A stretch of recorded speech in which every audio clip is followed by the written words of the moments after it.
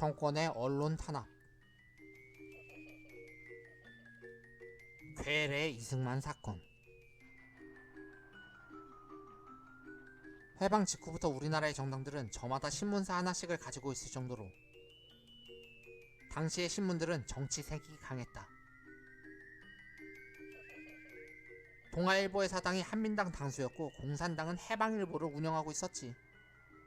이런 전통 때문에 한동안 우리나라 신문들은 어디가 야당지, 어디가 여당지로 확연히 구분되어 있었다. 정판사 사건으로 유명한 해방일보의 건물이다. 때문에 야당 신문이 정권을 비판하는 것은 매우 자연스러운 일이었고 정권도 이런 부분에 대해서는 어느 정도 관대할 수가 있었다. 하지만 선거철만 되면 정권의 언론에 대한 통제가 심해졌다. 가령 통장이 야당지인 동아일보의 구독자 명단을 조사하고 다닌다든지 경찰이 야당지의 독자를 조사하고 신문 구독을 방해하는 일은 선거철마다 흔히 나타나는 모습들이었다. 여기 동아일보 경향신문 보는 사람 누구야? 그런가 하면 55년 3월에는 이런 일도 있었다. 동아일보가 기사 제목에서 이승만의 이름 앞에 괴뢰라는 단어를 첨가하는 실수를 일으켰고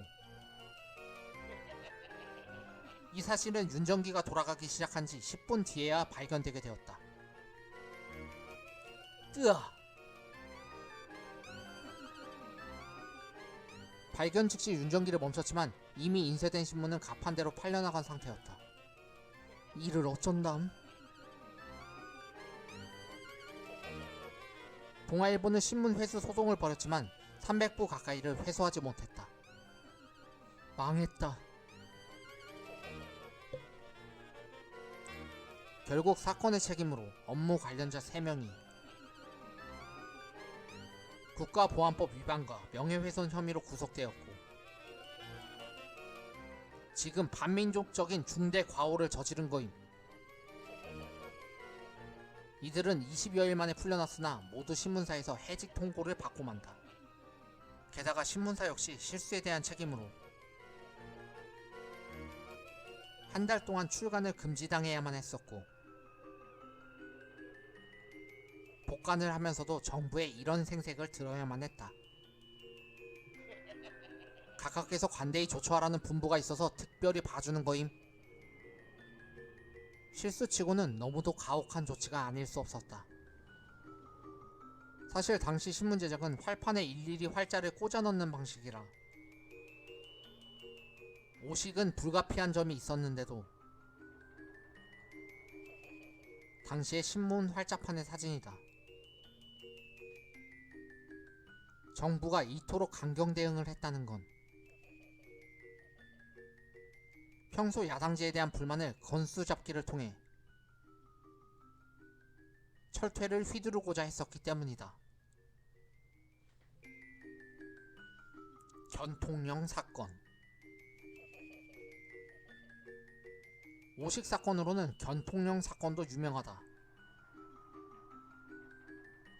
한자로 대자와 견자가 비슷해서 일어난 사건이었는데 당시 대통령을 견통령으로 오식한 사건은 여러 차례 일어났으니 이때 여당지의 경우는 이렇게 가볍게 넘어가다가도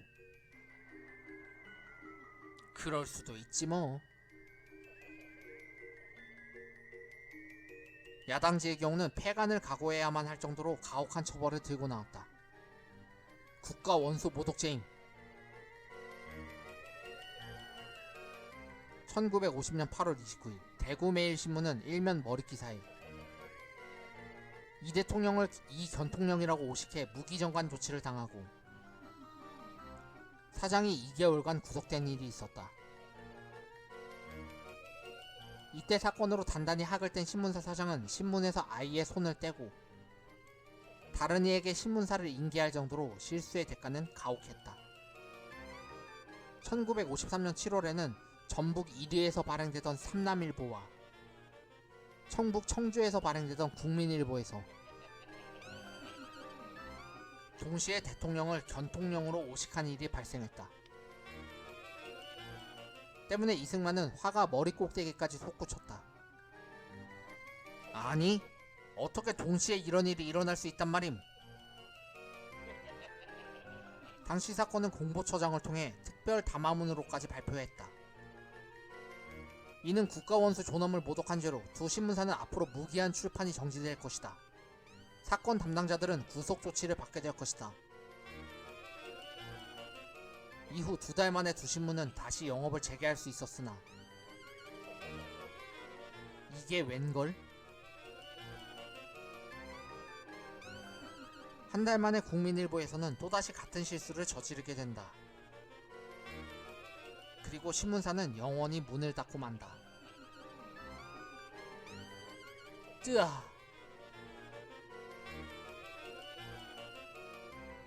이후 각 신문사들은 대통령의 이름에 대통령이란 활자를 아예 세트로 묶어두었다가 사용하는 등